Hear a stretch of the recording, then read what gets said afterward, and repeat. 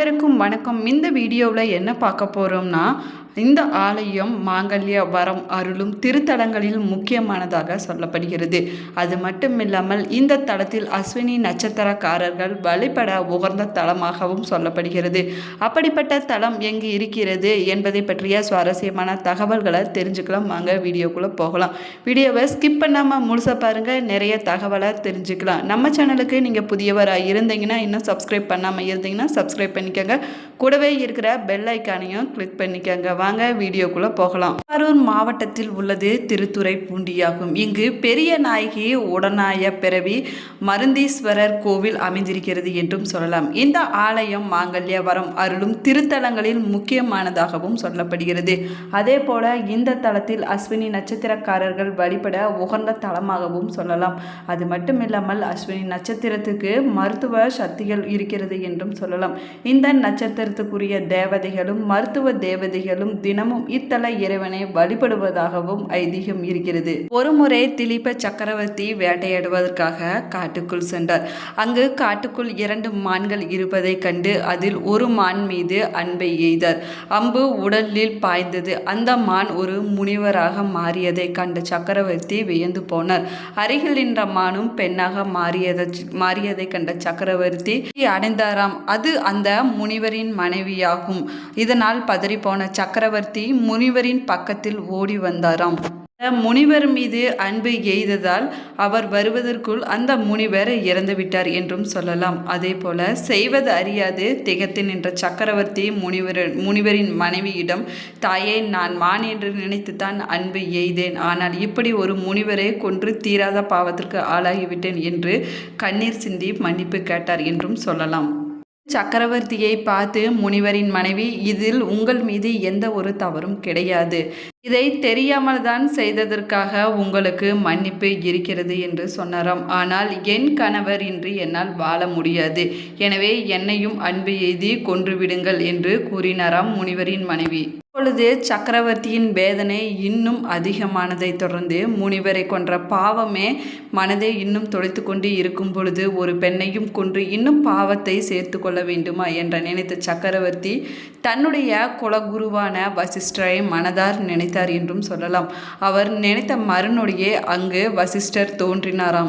அங்கிருந்த முனிவரின் மனைவி வசிஷ்டரின் பாதங்களை தொட்டு வணங்கினார். தன் காலில் ஒரு பெண் விழுந்ததை கண்டதும் தீர்க்க சுமங்கலியாக வாழ்க என்று வசிஷ்டர் அவருக்கு ஆசீர்வாதம் வழங்கினாராம். அப்படி வாழ்த்திய பிறகுதான் அவருக்கே தெரிந்தது, பெண்ணின் கணவர் இறந்து போனது தெரிய வந்ததாம். அப்பொழுது தான் சுமங்கலியாக வாழ வாழ்த்துவிட்டோமே என்று நினைத்த வசிஷ்டர், பெண்ணே, உனக்கு ஜல்லிகையின் கதையை சொல்கிறேன், கவனமாக கேள் என்று வசிஷ்ட முனிவர் அந்த பெண்ணிடம் ஒரு கதையை சொல்ல தொடங்கினார் என்றும் சொல்லலாம். அதே போல வசிஷ்ட முனிவர் கதையை சொல்ல தொடங்கினார். ஜல்லிகை என்ற ஒரு பெண் அசுர குலத்தில் பிறந்த பெண் ஆவாள். ஆனால் அவள் சிவபக்தியில் சிறந்து விளங்கினார் என்றும் சொல்லலாம். அவளது கணவன் விருட்பாற்றன். அவன் தன்னுடைய பசிக்காக மனிதர்களை சாப்பிடுவான் என்றும் சொல்லலாம். ஒரு நாள் வேதம் ஓதும் ஒரு சிறுவன் தன்னுடைய தந்தைக்கு திதி கொடுப்பதற்காக சென்று கொண்டிருந்த பொழுது அந்த விருப்பாற்றன் வழிமறைத்து நாம் விருப்பாற்றன். அப்பொழுது ஜல்லிகை, வேதம் ஓதுபவர்களை சாப்பிட்டால் அந்த சாப்பாடே விஷமாக மாறிவிடும் என்று கூறியும் அதை விருப்பாற்றன் கேட்காமல் அந்த சிறுவனை விளங்கிவிட்டான் என்றும் சொல்லலாம். இறுதியில் உணவு விஷமாகி இறந்து போய்விட்டான் விருப்பாற்றன் என்றும் சொல்லப்படுகிறது. இறந்த பிறகு ஜல்லிகை திருத்துறைப்பூண்டி இறைவனை நினைத்து வழிபட தொடங்கினார். என் கணவன் நல்லவன் அல்லதான், ஆனால் அவனின்றி நான் வாழ முடியாது என்று இறைவனிடம் வேண்டினார் என்றும் சொல்லலாம். இந்த உலகில் பிறப்பவர்களை அரக்க குணமின்றி பிறக்கச் செய், இல்லையேல் பிறவியை நீக்கிவிடு என்று வேண்டிக் கொண்டார் என்றும் சொல்லப்படுகிறது. அப்பொழுது அதை கேட்ட அம்பாளும் இறைவனும் அங்கு தோன்றி விருப்பாற்றனையும் அவன் விழுங்கிய சிறுவனையும் உயிர் பிழைக்க செய்தார்கள் என்றும் சொல்லலாம். இந்த கதையை கூறி முடித்த வசிஷ்ட முனிவர், அசுரகுல பெண்ணுக்காக இறங்கி வந்த இறைவனும் இறைவியும் உனக்காகவும் நிச்சயம் இறங்கி வருவார்கள் என்று கூறினார். எனவே நீ உன் கணவனின் உடலை சக்கரவர்த்தியின் ஆட்கள் உதவியோடு கொண்டு போய் காவிரி கரையோரம் உள்ள வில்வ வனம் உள்ள பகுதிக்கு எடுத்துச் செல். அங்கே ஒரு லிங்கமும் அம்பாள் சிலையும் காணப்படும். அந்த கோவிலில் ஜல்லிகை தீர்த்தமும் இருக்கிறது. அதில் நீராடி 3 கை தண்ணீர் எடுத்து உன் கணவனின் உடலில் தெளித்தால் அவள் உயிர் பிழைத்துக் கொள்வார் என்று சொன்னாராம். வசிஷ்ட முனிவர் சொன்னதை கேட்ட முனிவரின் மனைவி அப்படியே செய்தாலாம். முனிவர் உயிர் பிழைத்தார் என்றும் சொல்லலாம். அப்பொழுது இறைவனும் இறைவியும் அவர்களுக்கு காட்சி கொடுத்தனர் என்றும் சொல்லப்படுகிறது.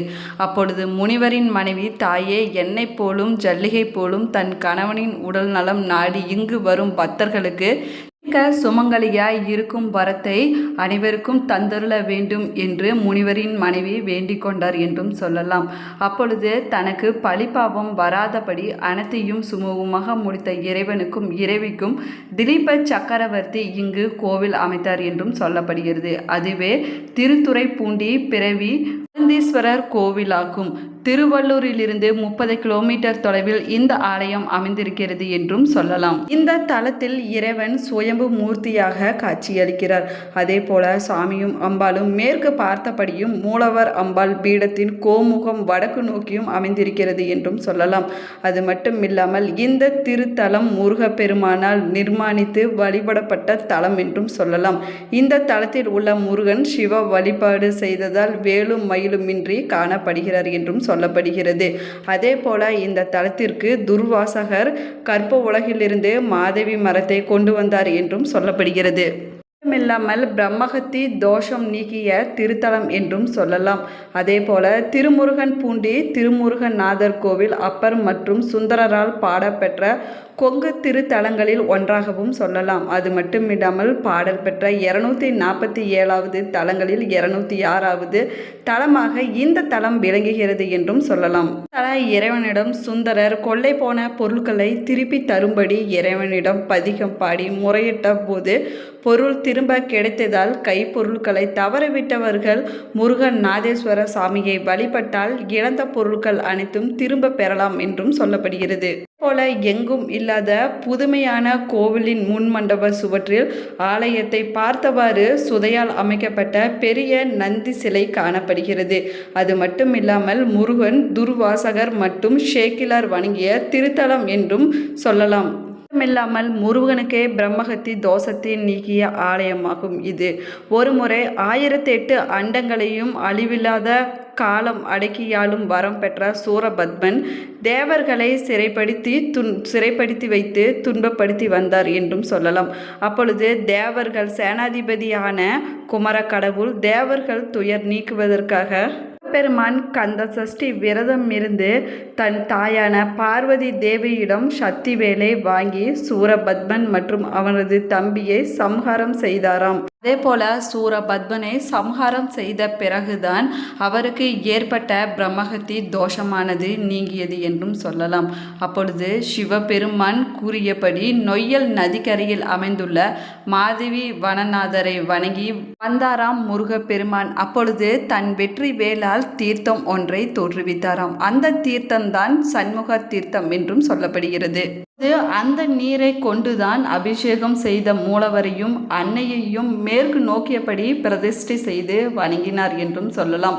இதனால் கொடிய பிரம்மஹத்தி தோஷமானது நீங்கியது என்றும் சொல்லப்படுகிறது.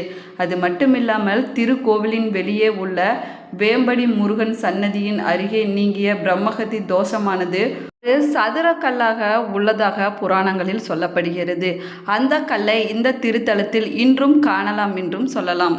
போல திருமுருகநாத சுவாமி ஆலயத்தின் பிரம்ம தாண்டவ நடராஜ சன்னதிக்கு சற்று தொலைவில் மலதாரன் என்னும் வேட மன்னன் வழிபட்ட மதவனேஸ்வரர் கோவிலும் மிக அருகில் அமைந்திருக்கிறது என்றும் சொல்லலாம்.